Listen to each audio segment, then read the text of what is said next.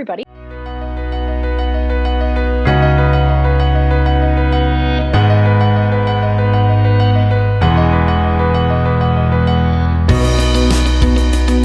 For the opportunity and all that sort of formal corporate stuff that Hannah talked about.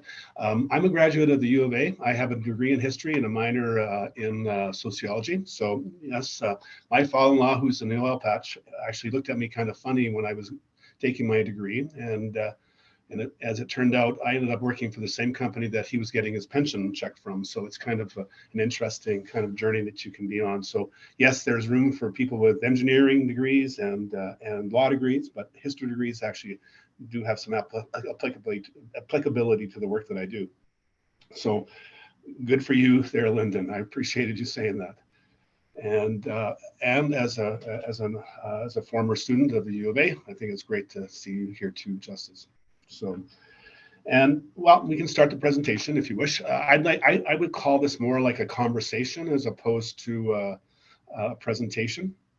As I said to your colleagues, Hannah and yourself, that I kind of don't like going to presentations where the presenter reads everything verbatim off the slides. I go, why would he bother even showing up? So I hope you'll find value, and by all means, I'll stick around as long as it takes to answer questions at the end of the presentation, or even stop me during, and I'm quite happy to discuss something.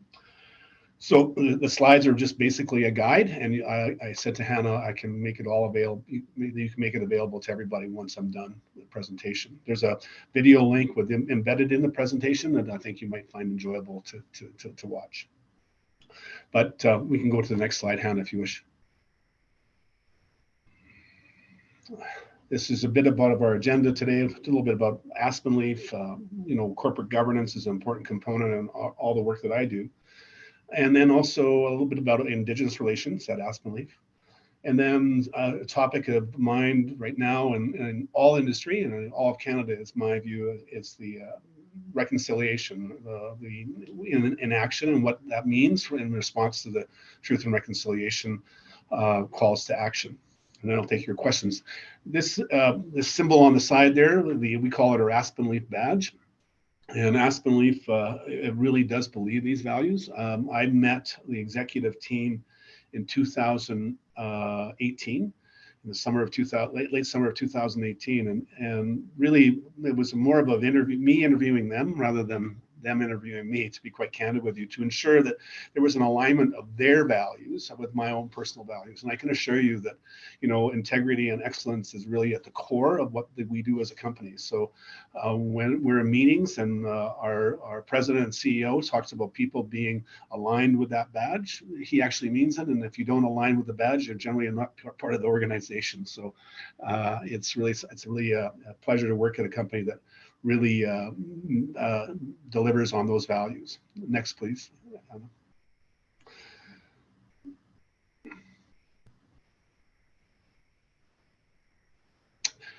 So this is going to be a paid advertisement for Aspenleaf Energy. So I'll more likely be the only slide that I read fairly close to what I've written here. Aspenleaf is privately held. It's Calgary-based. An oil and gas company. We're backed by ARC Financial and the Ontario Teachers Pension Fund. It was founded by 4 former colleagues from Shell in 2014, and they had a vision for being the most trusted stewards of assets and capital amongst their peers. What their founding conviction is that good corporate governance, good governance of a company has 3 distinct interconnected elements: profit, people, and planet. And it's necessary to attract people like me to come and work for them, and attract capital and maintain your social license. And achieving a sustainable development really requires balancing all those 3 elements. I'm not afraid of saying it. Aspenleaf operates in a profitable manner, and it carefully considers the concerns of individuals, communities where we operate, and we work at minimizing the negative impacts on air, land, and water, and all that make up our environment. All human activity has an impact. Doesn't matter what you do. Next, please. So a little bit about Aspenleaf. We have about 120 full-time employees. You grew from, 4 partners that started out to 120 people in a space of, 7 years, I guess. But it's really quite amazing what we've been able to accomplish in that period of time. We have 3 areas that we operate in that would produce about approximately 16,000 barrels of oil and 22 million cubic feet of gas, so about 20,000 BOE or barrels of oil equivalent on a daily basis. You look at the 3 areas. We have Twining, which is just sort of northeast of Calgary, just outside of town. That's our newest area of operation.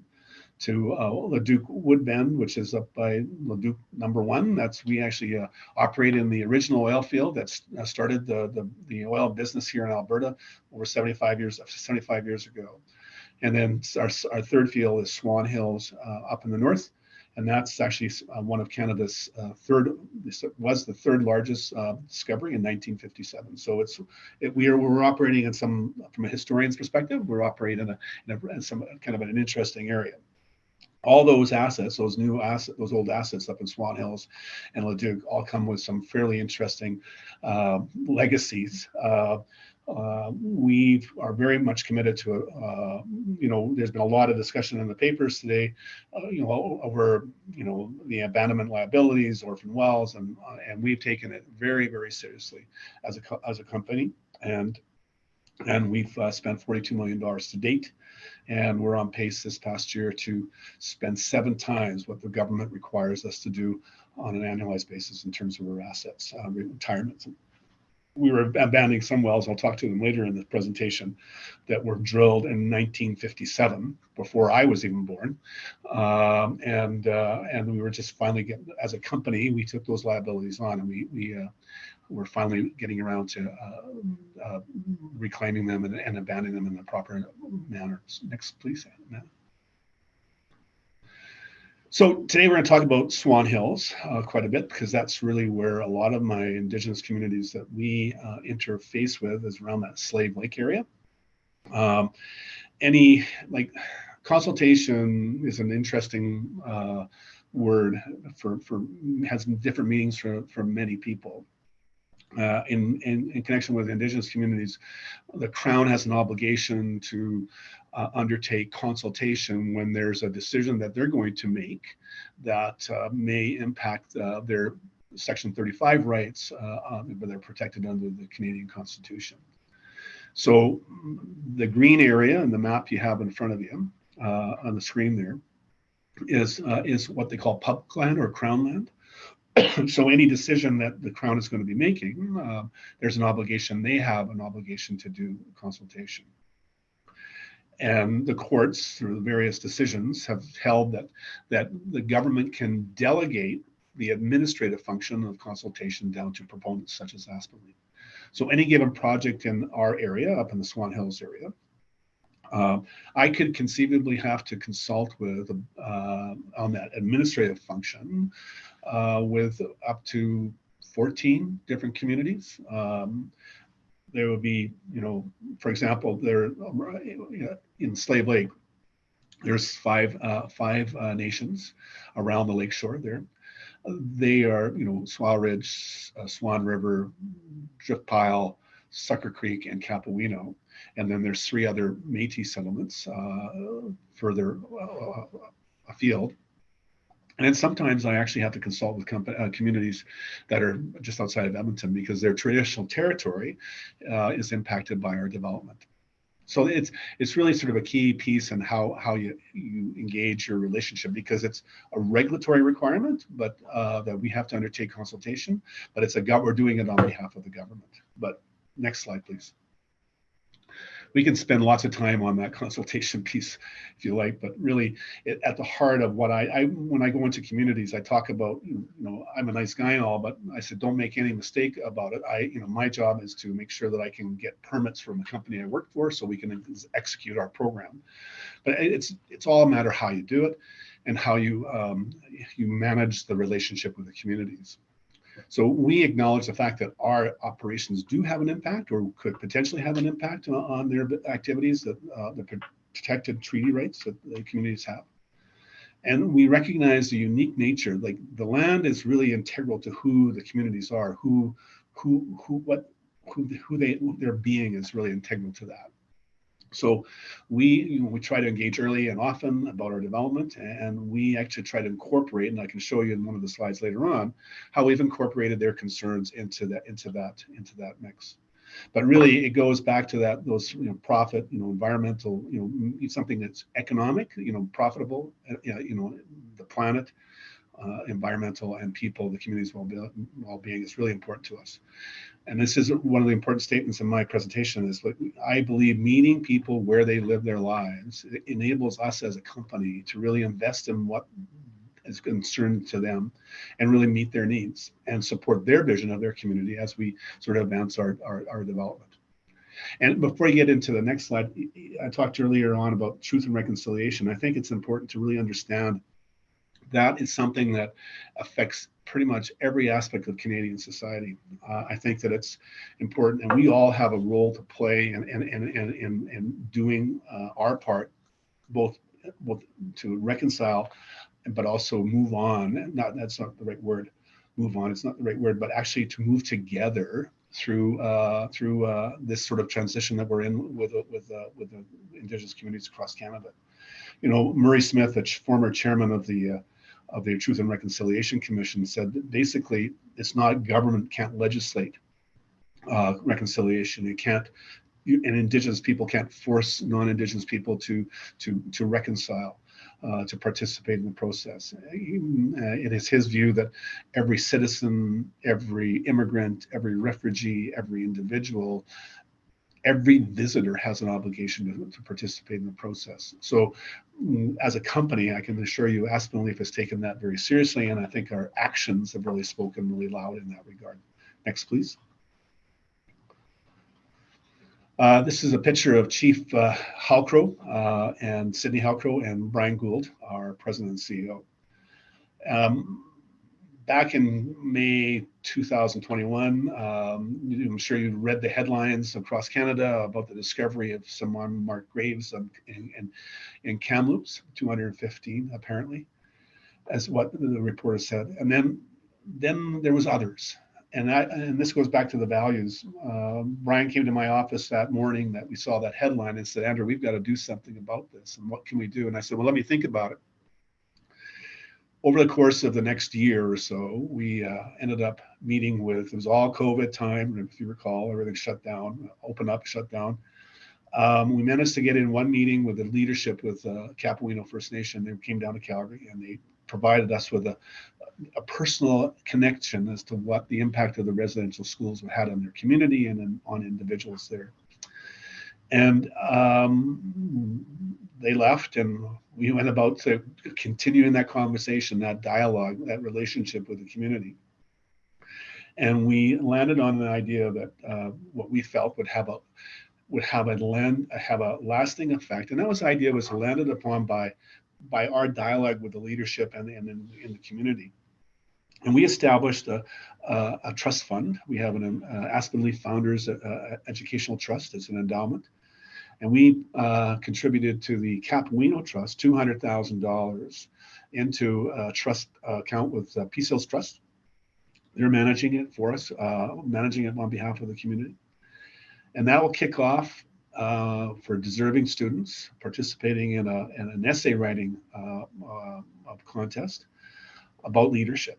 One thing I learned having a university degree, having a history degree, it enabled me to learn how to read and write and be able to communicate ideas. And those are important skills I think that need to be developed. So rather than a typical sort of oil and gas sort of scholarship, for STEM, science, technology, engineering, and math, we've come up with an idea of compositional writing. So that's going to kick off a bursary for deserving students that graduate that they're furthering any kind of educational pursuit after school of about $8,000 annually for the next 100 years at current interest rates today. So it's going to be something that's going to go well beyond my tenure and well beyond the tenure of Aspenleaf as a company. because it's something we believe that's going to make a difference. I quote Murray Sinclair quite a bit, but as I said, the former chairman of the Truth and Reconciliation Committee said, education is what got us into this mess, and education is going to get us out of it. So I think the bursary is something that we can really point to as a company and be proud of that. It's going to have a lasting effect in the communities and people's lives ongoing. Next, please. Well, this is where consultation comes into play. As I said, Swan Hills was was an oil discovery that was discovered in Alberta in 1957. So the big guys usually come in with these opportunities, like Home Oil and Gulf Oil were some of the original explorers, as well as Shell in that area. And it held the third largest oil reservoir in Canada. So it's been around since 57. And so the infrastructure that was built back in 1957 has a tendency of getting old. And Swan Hills is a fairly challenging environment to operate in. I call it has its own microclimate up there. And it's part of that green land that we talked about earlier. Crown land is up in that area. And Swan River watershed, that's the traditional territory of the Swan River First Nation. I met with the chief and council of Swan River in 2018 when I joined Aspenleaf, December 2018 it was actually. And they made it pretty clear that they had some pretty big concerns about industry as well as Aspenleaf, some sort of impact on the watershed. My wife actually learned to fish up here.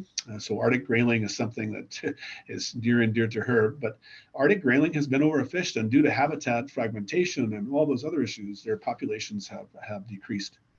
And so they're actually, I put it up on my computer here on my screen, they're a species of special concern, which is they're a few steps away from being threatened and extinction. So we took it upon ourselves to really take a hard look at our operations. And we can go to the next slide, Hannah, please. And we assessed, we manage over 100 kilometers of road up in the Swan Hills area. And as I said, it's a different climate up there. I was golfing, and that's another part of my job I get to do. I get to go golfing in communities quite a bit. I was golfing in Slave Lake. It was nice and sunny, and left to go to another golf tournament in Jasper. Drove over through Swan Hills, up a fairly significant elevation, and through Deer Mountain, and it was snowing. So it has its own set of challenges, and from an environmental perspective. So we manage the roads up there, and it's a very challenging environment for us to operate our facilities. We have about 159 stream crossings. We did an inventory of them to get a handle on exactly what the problem was. That was sort of after our discussion with Chief and Council. And we identified, and through other independent reports, as well as our own evaluation, there was about 16 stream crossings that were of high priority that presented potential fish barriers for the Arctic grayling. And we set about sort of a rehabilitation project. We've completed work on 9 of the 16 that we identified, and we're not delaying just doing the 16. Some of the, because we're one operator and there's forestry and multiple, I think there's one report that estimates there's over 2,000 well sites, active well sites in the Swan Hills area and the Swan Hills watershed, and that are impacting the passage of fish. So we spent well over $1 million in doing a reclamation that was outside of our obligations, but we needed to get it done, and it was important to the community, and that's sort of, in my view, that's it's important to me as an Albertan, as a fisher, as an angler, but also I think it's important for us to participate, make sure that, go back to that point about minimizing the impact of your activities on the environment is important to us. And I've attached a video that'll be fun to watch. You'll see me in my attire when I'm out in the field, but it'll be a good idea as to the kind of work that we're doing. There's something popping up here on the screen. Next slide, please. It's not for me. When I go into communities, it's really interesting. I have this sort of rule, sort of the 75-25 rule, that we're smart. We're generally smart people as an industry. We have lots of smart people, engineers and technologists and scientists working for us to address problems, environmental problems. So we can generally figure things out in a manner. But so that's a discussion I have with the community, as evidenced before on the previous slide with Swan River. And it goes back to my point about meeting people in the community, you know, getting the idea of what's important to them, where they live their lives. Driftpile is one of the largest communities along the lakeshore. They have that's where actually where Treaty 8 was signed. And it's really kind of cool. And they actually, I had a tour of the community and they pointed it out for me. And where they believe that the Treaty 8 was signed in 1899. And Driftpile has a lot of people, a lot of young people, and they really wanted to develop a business. And you know, we're a small company, as I said, we're 20,000 barrels a day. I worked for large companies where I could actually sort of create my own weather pattern. You know, if I wanted to do a deal with a community, I can make sure that I commit over a period of years that they would get lots of work, and I can make it happen. As a small company with small budgets, we can't really create our own weather system. But we wanted to make sure that we built a company. We sat down with Driftpile, and they really wanted to build a company that they could put their people to work. So that economic, that 25-75 thing I talked about earlier, you know, if we get that piece right, we can generally. The Chief Labakan is here in the picture with Dave Todd, our VP. Chief Labakan said, if you're working in my backyard, my expectation is that we can work with you and we can do work for you. So we helped them build their company. We were their first customer. We set out what was important for us in terms of execution, health, safety, quality, pricing, etc. And over a period of time, we spent $3 million, on average $700,000 a year.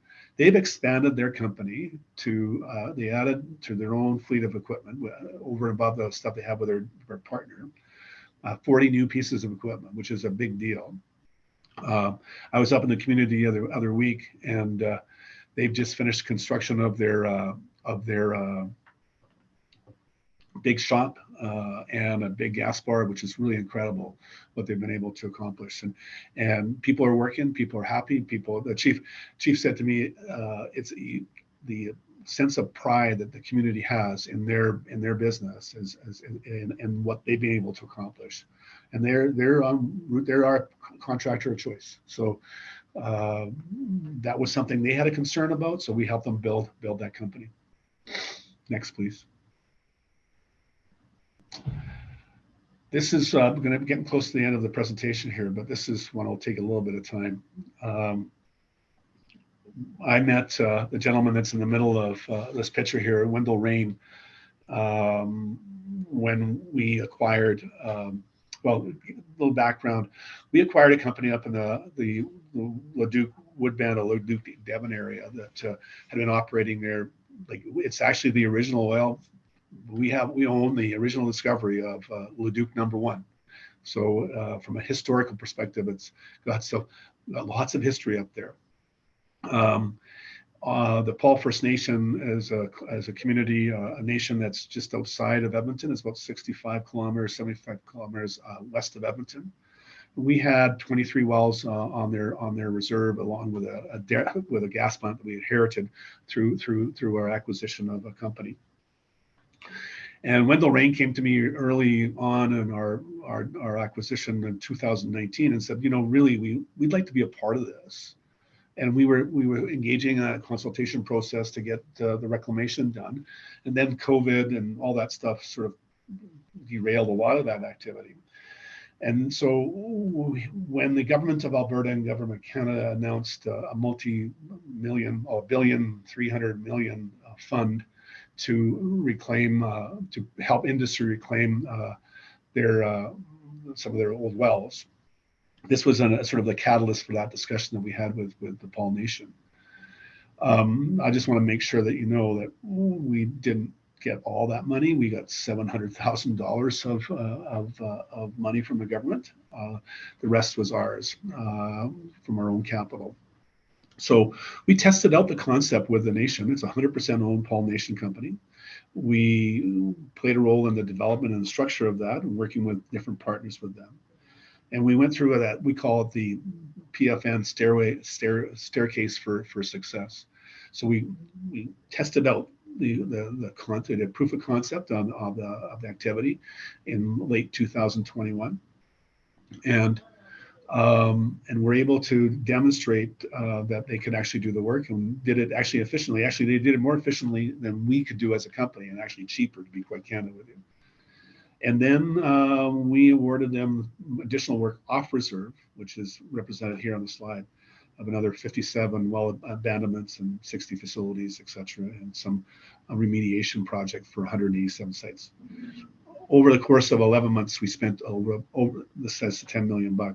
Over an 11-month period, we spent over $11 million, 700,000 of which was government money, but the rest was all our own Aspenleaf capital.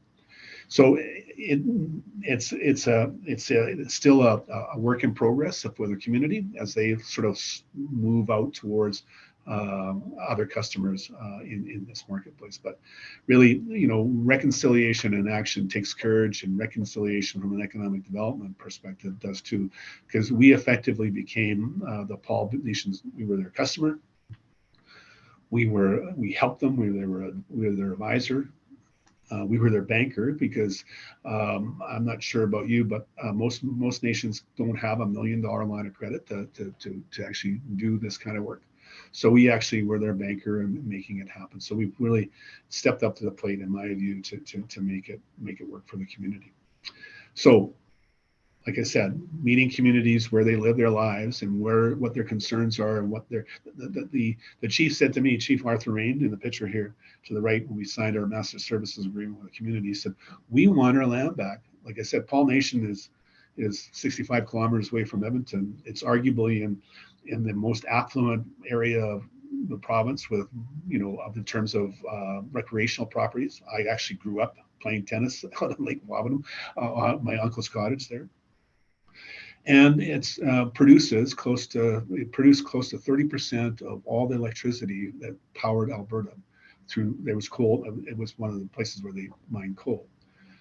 They're moving, and it's the largest open pit mine in Canada. You can see it from the space station, the High Vale open pit mine on their traditional territory. But as Wendell said and the chief said, we had all these promises for lots of work to get done on our land, and it seemed to have passed us by. So our commitment was them to work with them and build with them as a model for them to participate in that process. I think it's a natural fit in terms of reclamation, back to the land component I talked about. But really, as I said, this is all a sort of a result of building relationships with people and really sort of rolling up your sleeves and coming up with ideas that make good sense to them as a community. So that's it. There we go. Half hour. Sorry, took a little bit longer than 20 minutes.